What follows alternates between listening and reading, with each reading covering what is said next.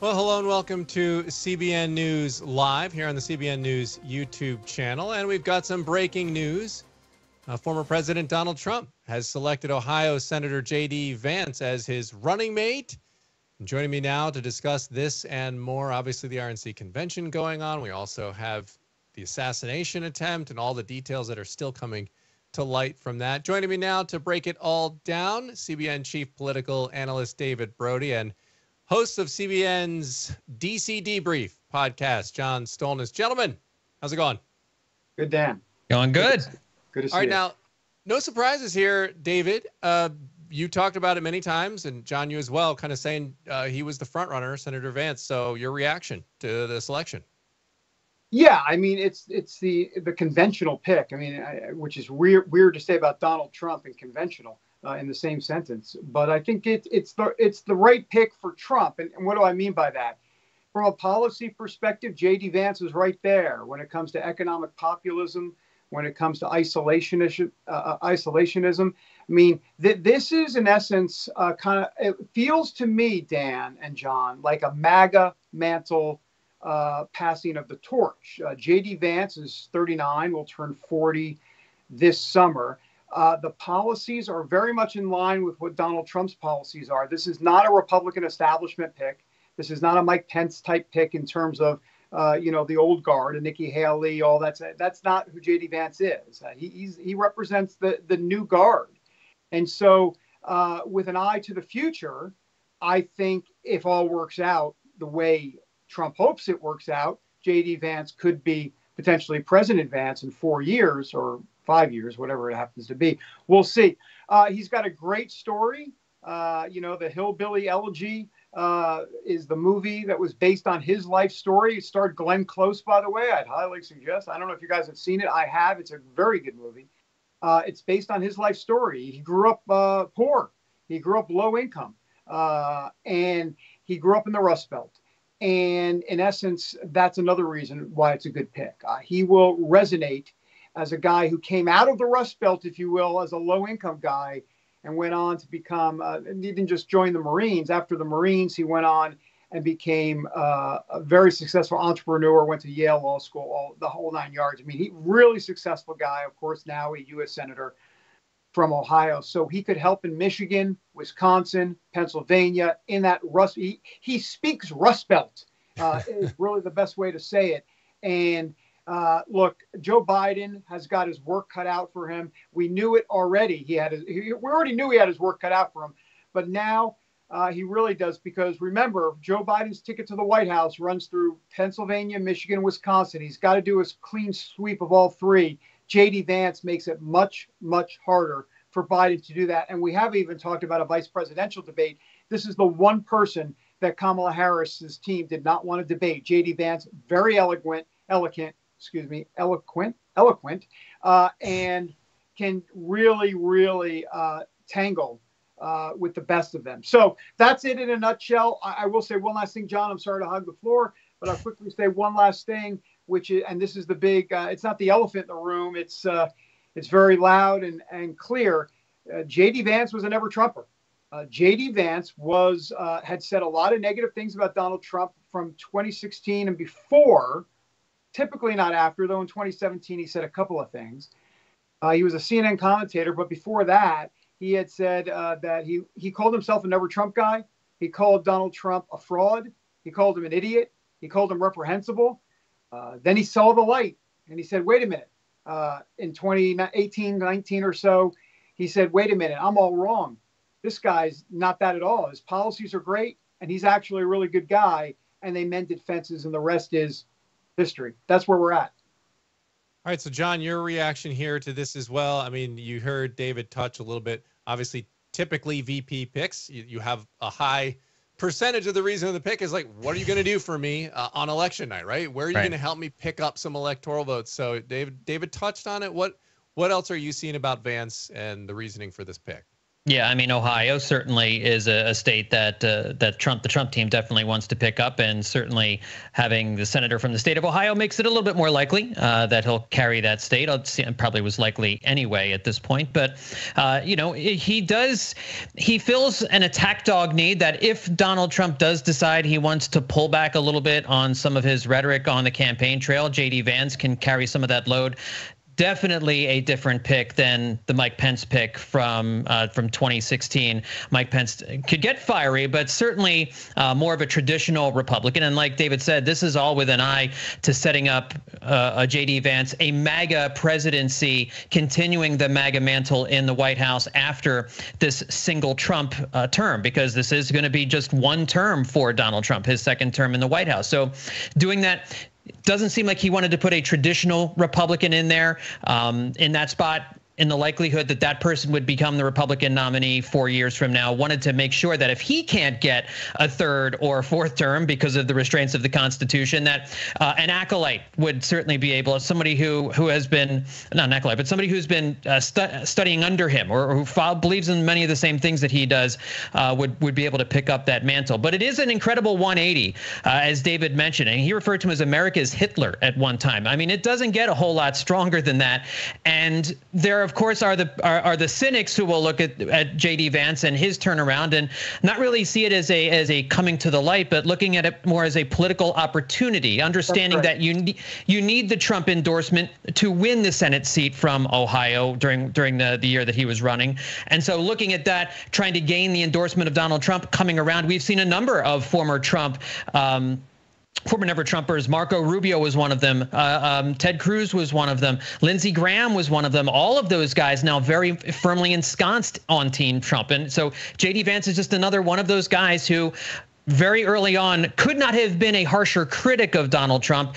And since then, whether it's due to wanting to curry political favor or really legitimately admitting they were wrong, I don't know inside these guys' hearts or exactly what it is that their motivation was for it, but it has been a complete political 180 for J.D. Vance, and now it results in being a heartbeat away from the Oval Office if Donald Trump does win in November. And let me, if I could just pick up on that real quick, that 180, John, and you're absolutely right, that 180 concerns quite a few folks in MAGA. So let's not go with the lazy intellectual narrative that MAGA loves J.D. Vance and that he's a MAGA guy. Hold on for a second. Policy-wise, sure. But remember, built into MAGA is skepticism, right? There's a lot of skepticism with MAGA. They don't trust anybody. They don't, the deep state, the FBI, the CIA, the alphabet soup, the whole thing. And they're not necessarily sold on J.D. Vance. You're going to hear MAGA, how do I say this, kind of influencers, the Charlie Kirks of the world, the Steve Bannons of the world, whatever. They're going to be positive on Vance, okay? That's not who I'm talking about. I'm talking about the grassroots MAGA. I can tell you for a fact, I've heard from about 15 to 20 already today. They sent me question marks. They're like, wait, what? Wait, I don't know. Oh, no, he's going to backstab Trump, the whole thing. So they're concerned about all those remarks you just made. Vance is something to prove here. And they don't really trust him that much. Now, they do trust President Trump to make a good pick, but they're still a little frustrated at this pick. So let's not say that this is a MAGA-approved pick. This is a Trump-approved pick by a guy that espouses MAGA principles. That doesn't mean that MAGA is thrilled with the pick. They trust Trump enough to give him the benefit of the doubt, but that's as far as it goes, Dan. Yeah, very interesting for sure. What are going to be? You talk about the concerns from Trump supporters, MAGA as you're calling them. What are the attack lines going to be from the Democrats? What are they going to do to? I mean, they're not going to just let him have a free ride, right? They're going to have some sort of criticisms for him. What are going to be the common critiques from the left? Well, there'd be a couple of different ones. First of all, what they could do, not that I'm a Democrat advisor at all, or a Republican advisor for that matter, but what they could do is replay those J.D. Vance clips about Trump and get away with it by saying, okay, we want to lower the rhetoric, so we won't say them, but listen to his vice president. listen to his nominee for vice president. We'll let him do the talking. We don't need to say a thing. It's pretty smart. Pretty smart. I mean, Biden and his folks don't need to say anything. So I can see a campaign ad right away with all of those remarks that J.D. Vance has said about Donald Trump in the past. You know, other than that, I mean, J.D. Vance is against Ukraine, Ukrainian aid, excuse me. He's an isolationist. So, of course, the Biden campaign will pick up on that and say, in a dangerous world that we live in, you know, you got now a carbon copy of Donald Trump. Do we really want that? And then my guess is J.D. Vance, you know, they'll bring up some of he how do I say this? He can be a bit of a flamethrower. I mean, he says things that are pretty out there in terms of divisive rhetoric, not just against Trump, but I'm talking about like against Biden. So they could say, hey, this is a guy that's supposed to lower the rhetoric in America. So, I mean, they could do that. They might go against him on some things that he's flip-flopped on a little bit. But I think overall, I think that's where we're at. And I'll read you a statement from the Democratic National Committee Chair, Jamie Harrison. It came out about a half an hour ago, saying Vance has championed and enabled Trump's worst policies for years, from a national abortion ban to whitewashing January 6th to railing against Social Security and Medicare. Let's be clear, a Trump-Vance ticket would undermine our democracy, our freedoms, and our future. And Vance has said that he would have done things differently on January 6th if he were Vice President Mike Pence. You certainly know that will be among the first questions asked at a vice presidential debate or in an interview that he gives. And he's answered that question. He's answered it by saying that he would have said states should have sent multiple electors in the states where Donald Trump was protesting the results. And so there you hear from the left that he is in favor of overturning the election, that he was a Trump supporter in overturning the 2020 election. So that's going to be the argument that you're going to hear from Democrats. And like David said, just the fact that he is MAGA, that he supports many of the policies that Democrats have been screaming about against Donald Trump for the last 8 years. All right, so rhetoric, guys. We've got the RNC this week, and Trump will be speaking later this week at it. He talked about how he had I think he said a humdinger of a speech, and then tore it up and said he didn't think it would be appropriate anymore given what just happened over the weekend. And he said he wanted to turn the focus to bringing the country together. And so I think that's a very interesting turn for the former president, right? His bread and butter has been calling out the fake news and just really hitting back, right? Like that's what a lot of his supporters love about him. So this could be very interesting to see a different side of Donald Trump. So I want to get your guys' reaction. David, we can start with you. Obviously, he's going to do it here at the RNC. At least that's what he's saying he's going to do. Let's say he does strike a more unifying tone. Do you see that continuing if he does that? And what do you expect to see? It's a great question. The answer, obviously, is we just don't know. This would be new uncharted territory for Donald Trump. Having said that, I spoke to Corey Lewandowski, his campaign manager, this morning, who says that the assassination attempt over the weekend has changed Donald Trump. He says he's a changed man. We've heard Donald Trump be a little bit more mellow, if you will. Mellow for Trump. I mean, I guess everything's relative. Mellow as it relates to some of the tweets, the posts on Truth Social that he's given, talked about God. And he even said that I shouldn't even be here. I should be dead. So I think it's definitely shook him up for sure. Now, as I was saying to Gordon Robertson this morning on the 700 Club, we now wait for the ... here. What is going to happen with Donald Trump? And isn't it interesting how God very much is involved, we know, in the affairs of man, and in this case, in Donald Trump. In other words, Donald Trump is at a point now, the guy with the mean tweets, the guy that has, kind of made a career out of being bombastic, is he going to be now the guy that actually preaches unity in this country because he's had a change of heart based on the fact that he had a near-death experience? I mean, that seems to be a road we could potentially be going down. We just don't know in our own free will and our own humanness if Donald Trump is going to live up to his end of the bargain, if you will. So we wait and see. But I get a sense that he is changed. I mean, once again, we just don't know, guys. I did speak to President Trump last night, I had about a minute conversation with him. It was very quick. He was in between meetings in Milwaukee, and his voice was strong. He seemed, I got a sense there was very much some humbleness in his voice. And he said he was okay and that he was getting better. And then he wanted people to, I said, how can people pray for you? And he said, don't pray for me, pray for the nation, because we're in a really sad state of affairs. And there was just something that felt different about him in that minute. Maybe it was the Holy Spirit convicting me of it. I don't know exactly what was going on. So we'll see. A long answer to say, who knows? There you go, John. Yeah, we'll watch it unfold. John, your take on that. And then I want you to respond to the Democratic side of things when it comes to rhetoric, because Biden has said they're going to tone it down. Now, Democrats have essentially made their whole entire campaign platform that Trump is a threat to democracy. Mm-hmm. And he's going to, saying things like he's going to destroy the Constitution. He's going to take away your freedoms, like these very hyperbolic sort of statements.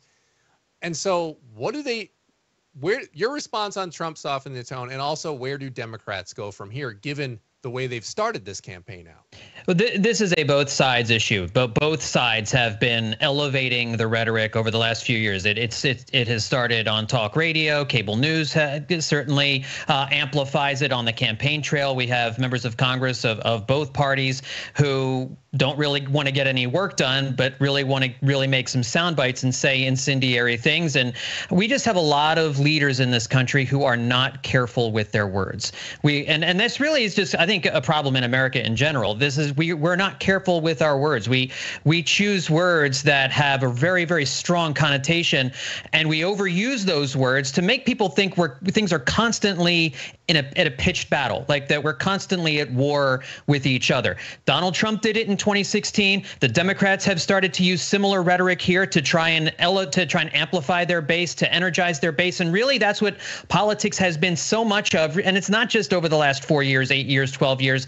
You always raise more money, and you always get people to the polls by scaring them, by making think that the other side is dangerous, that the other side is dangerous to democracy, that your way of life is in peril if the other side wins the election. And so I think David's right. We have to wait and see how Donald Trump responds to this. I think most of his Truth Social posts have been muted for sure so far.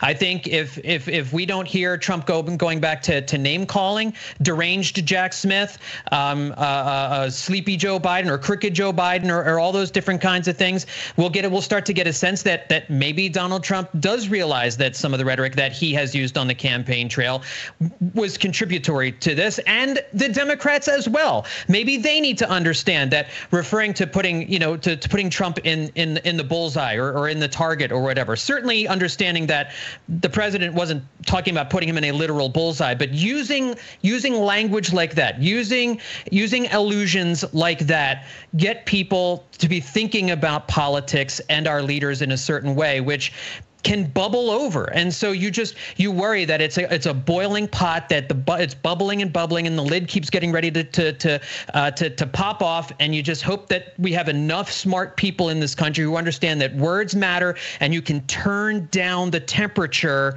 on that boiling pot of water before a greater tragedy occurs. Well, yeah. I agree, obviously, with all of that. Both sides responsible. Let me just put a caveat out there, which is that Joe Biden ran as a unity president. Joe Biden, that was why he was running. I mean, he mentioned Charlottesville. Okay, fine. But Charlottesville, I guess, is part of the unity project that he was talking about. In other words, we wanted to be the healer in chief. He's been anything but. He's been the exact opposite. And whether it be, he said the other day, like you said, John, we need to put Trump in the bullseye. Okay, it wasn't really specifically mentioning the bullseye, but he has demeaned tens of millions of MAGA patriots. He has called them a threat to democracy. I mean, you're putting tens of millions of people that support Trump or, have that type of outlook in terms of the Make America Great Again outlook. They're not all KKK members, right? As a matter of fact, none of them are. None of them that should be are. But the point is that, Biden contributed to this. Okay, that's the truth of the matter, and no one can argue otherwise. And when he went to the Oval Office yesterday and gave that speech, I mean, it really was horrible. I mean, it was a bad, bad speech. And why? Because context matters. If you call yourself the unity president, then you don't go ahead and mention January 6th, something very divisive in American history, and mention Paul Pelosi, the attack on Paul Pelosi, but don't mention the BLM Antifa riots. I mean, he went Steve Scalise. And Scalise. I mean, he went political with it. Then he gave a campaign speech, and what he needed to do was say, we all need to tone down the rhetoric, and then he needed to say 2 words, including me. That's the mea culpa. That's the big boy pants. That's the person that you need to be able to go ahead as the president of the United States in that moment, in that situation, to say that. Shame on him for not doing that. Donald Trump never said he was that person. I'm not saying he shouldn't be that person, but he never said he was. He didn't campaign on that. Biden did. And that's my point. Well, I'll just add this. I think both men should be held to the same standard, whether they've claimed to be the unity president or not claimed to be the unity. I don't think there's any, I don't think you're in any more of a positive light when you haven't claimed you're a unity president and you speak vitriolically, and when you have claimed you're the unity president and you've said things that are vitriolic as well.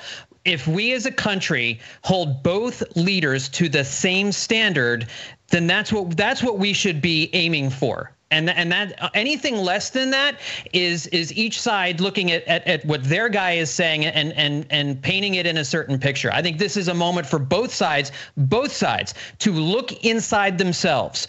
What is in my heart? From out of the heart, the mouth speaks. And if both men are really looking to unify the country, and if their leaders, if the people who are supporting them, their surrogates are honestly listening to these leaders who say they want unity, they will all watch their words more closely, because as we have seen, words can lead to action. Biden missed a huge opportunity last night. He could have helped himself in his campaign by saying, including me, and been humble about it and done that. And I think people would have resonated to that. He missed it. He missed the moment. No, and I'll just add to that Trump himself, I mean, he kind of, without directly saying it, I mean, maybe he could say even more, but he did sort of admit that, hey, this was going to be a lot rougher and I'm going to soften this. And so, without talking about past comments, he was talking about a future speech. But to John's point, I mean, I think it would be welcome. And I think anytime you want to try to unify people, I mean, you think about any conflict you have with someone else in your life, what is the first thing you have to do? You have to humble yourself. And you have to say, you know what? I was wrong here. We all are, we're Christians here on this network, and we can readily admit that we're all sinners and we all make mistakes. And so if these candidates, like John was saying, could live up to that same standard, I think it would resonate with people. And we'll see. I think Trump is saying that he's going to go down that road, and Biden did say it, and we'll see if they actually do it. Another interesting thing here I wanted to touch on, guys, is remember last week when we talked, the Biden campaign was on like life support at this point, right? We were like, oh my goodness, he did this debate and it was horrific, and they want him out of there. Now the whole conversation has completely changed. So let's take a look at the Biden campaign for a second here, because we're 1 week removed from everyone wondering who is going to replace Biden. Where do they go from here? Where are they at? So whoever wants to take it and start. Well, look, if you don't mind me, just John, I say quickly. Yeah, right. Just kidding. I'm going to try to be quick. Look, here's the thing. If I wrote a screenplay about what's just transpired, about what's happened with all this, no one would buy it. No one would buy it. I mean, they say that's just not reality. Because think about what's happening here. Think this through, right, guys? Think about this for a second. Joe Biden, because of the assassination attempt on Donald Trump's life, his political rival, Joe Biden, they have saved his political campaign because of a bullet aimed at Donald Trump. Democrats are calling everybody back to say, hold on, we're not going to do this right now. Why are we not going to do this? Because Joe Biden the president's in the middle of a crisis. Well, a crisis about his political enemy almost getting killed. So Donald Trump helped Joe Biden. I didn't write the screenplay. This is real life. Think about this, guys. This is wild. That actually the thing that helped Joe Biden was a bullet that almost killed Donald Trump. The Democrats are not going to now go down that road, at least externally, at least publicly. That doesn't mean it's not still happening behind the scenes. It is. And it may resurface at a time later. But right now, he's gotten a reprieve. And boy, he needs a reprieve because, by the way, with that Oval Office speech, you heard what he said, obviously. You know, he said we need to resolve our differences, not at the ballot box. He said the battle box. I mean, really? I mean, Joe, that's like, guys, that's the one word. If you're going to mess up one word, don't mess up that word and call it battle box. I mean, really? I submit my screenplay. Yeah, it was John. Unfortunate timing. Yeah, John, your reaction to what the Biden campaign looks like going forward here? I think it's an interesting situation where I do think it has strengthened President Biden's chances of staying at the head of the ticket.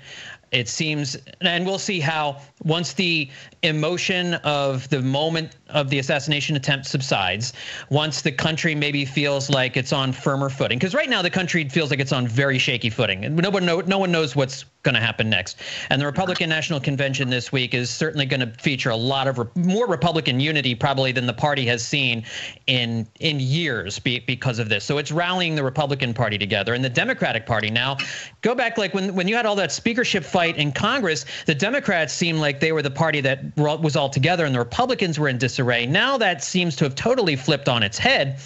But I do think that because of all the uncertainty going on right now in the country, there seems to be more reluctance, like David said, publicly to shake things up at the top of the ticket. So President Biden, I think, has strengthened his position has been strengthened, while at the same time, and we'll see what the polls look like here over the next few weeks and how long the post-convention bump Trump gets lasts, and if there's an assassination polling bump, how long that lasts. I do think President Biden's chances of winning the election significantly decreased. Because of how all this went down. So you have the weird mixture of his position atop the ticket strengthening itself, while at the same time I think his overall chances of winning the election decreasing because of this assassination attempt. Yeah. I mean, yeah, it is unbelievable, the sequence of events that are going on. And by the way, we haven't even got to the fact that today the charges were dropped in the classified documents case. On any other planet, this would have been the biggest news story. It would have been dominating the cycle. And it's like, it's just something that kind of goes whizzing by. But that was a big deal, was it not? It was a huge deal. I mean, I don't mean to laugh at all this, but like, I mean, I guess this is what Trump means by I'm doing so much winning. We do so much winning. This is more winning. So that's dismissed because, of course, not to get into the details, but in essence, Judge Cannon said that Jack Smith should not have been the special prosecutor all along. And so it was kind of thrown out on a technicality. So Trump wins there. Trump wins, in essence, on immunity as it relates to the Supreme Court decision that happened about a week or two ago. I don't know. It's all a blur. I don't even know when it happened at this point. He's winning politically. I mean, it's horrible about the assassination attempt, but just from a political standpoint, he's winning on that. And then, and even being convicted in a New York court. He's winning there, too, because his poll numbers didn't tank. This is what the Democrats wanted. They've said, once he's become a convicted felon, we get to call him a convicted felon, and his poll numbers will tank. No, they didn't. No, they didn't. He might have lost some independence. Okay, yada, yada, yada. He got stronger. And then, of course, Biden had the disastrous debate performance. So you put all of it together, and this has been, what's that children's book? A no good, horrible. The terrible, horrible, no good, very bad day. Yeah. How about very bad 2 weeks? I mean, think about it. The Newsweek cover 2 weeks ago had Biden on the cover, and it said panic. And this week's cover of Newsweek has Trump with his fist in the air with an American flag saying fight. And look, I mean, it couldn't have gone any worse for Democrats. Yeah. I mean, and by the way, that image was absolutely incredible. The one you're Iconic. talking about. I mean, just the photographer I think it was somebody from the AP. I don't even know anything about this person. All I know is the fact that they were right in the front there with bullets whizzing by and had the wherewithal to take that picture in the middle of chaos and snapping, quite frankly, a beautiful picture, framed and everything. Just absolutely incredible.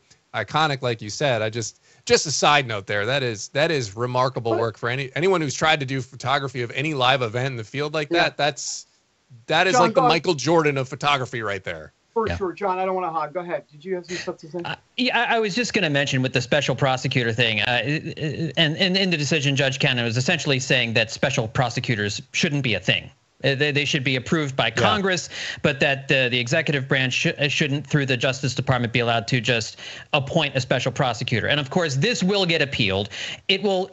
Most legal analysts that I've seen say it's likely to get overturned simply because of the of how often this has happened in the past, and that other judges have basically they've seen cases like presented to them like this before and thrown them out. So but what it has all done is essentially say this isn't happening before November. And I don't know that this really does anything to the case regardless, because if Trump wins, he'll dismiss the charges, he'll pardon himself, or he'll just throw the case out. It won't exist anymore. It would only continue to move through the legal system if Trump were to lose the election in November, which again, I think if it gets overturned on appeal, then it gets put back into motion. But this isn't going to see the inside of a courtroom anytime before November. And the chances of it seeing the inside of a courtroom at all are slim to none, especially if President Trump wins the election in November.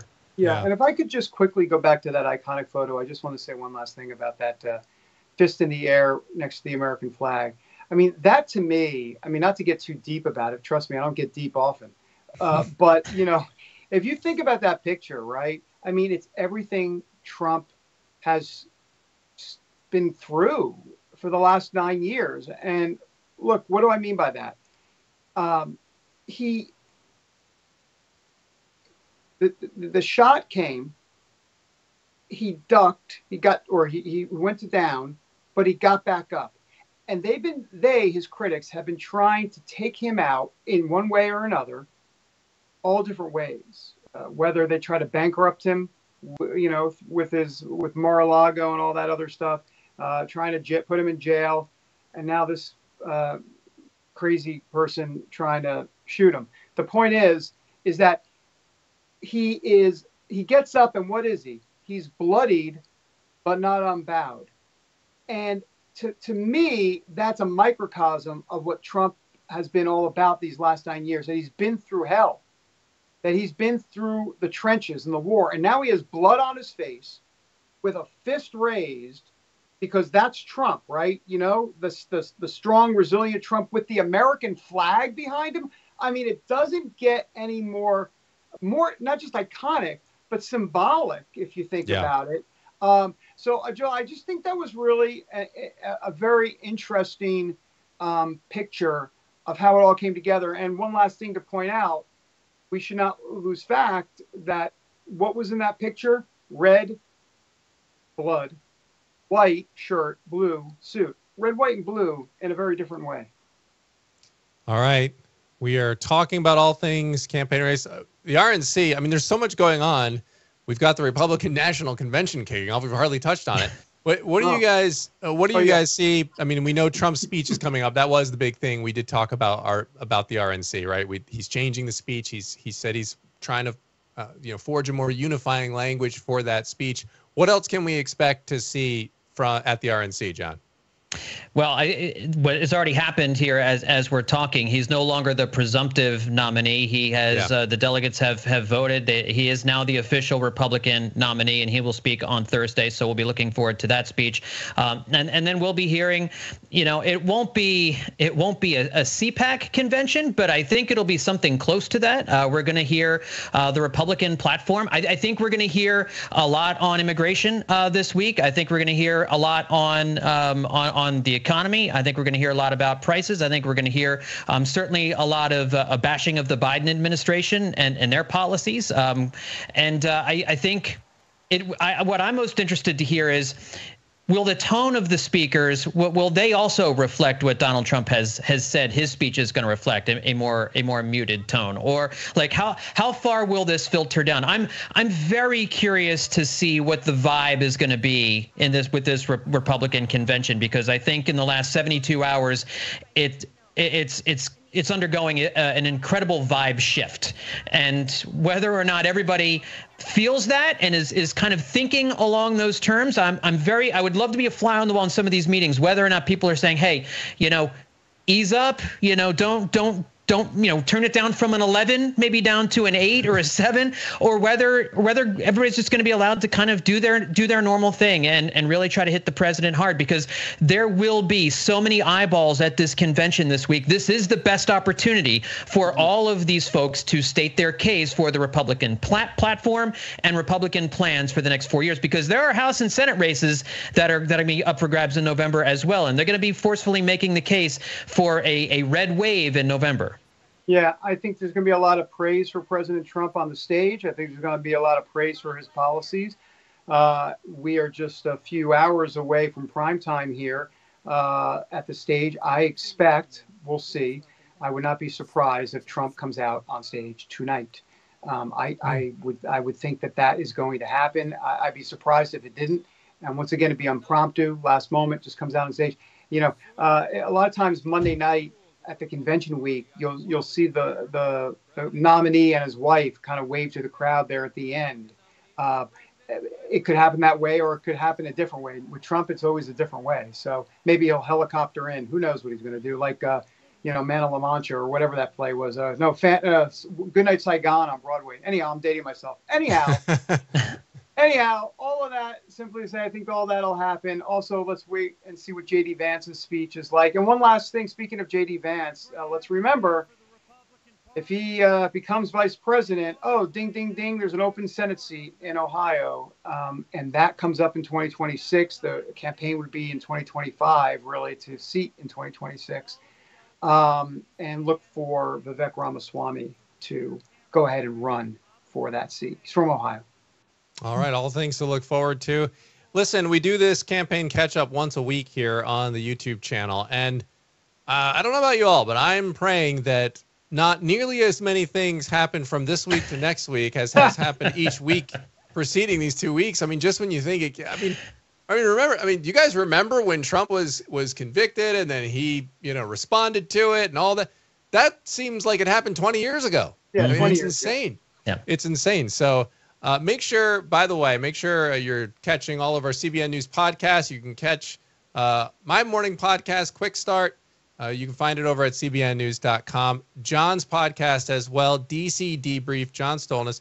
Make sure you're checking those out. David, I apologize. I don't have your podcast in front of me. If you have a podcast or wherever people can find David aside from right here. My podcast is in my traveling. Okay, there you go. It's right here. He's going to download it all next week when we do this afternoon update, the campaign catch-up. So, gentlemen, David Brody, John Stolnis, thank you so much. Appreciate it. Thank you, Dan. All right, take care. God bless you.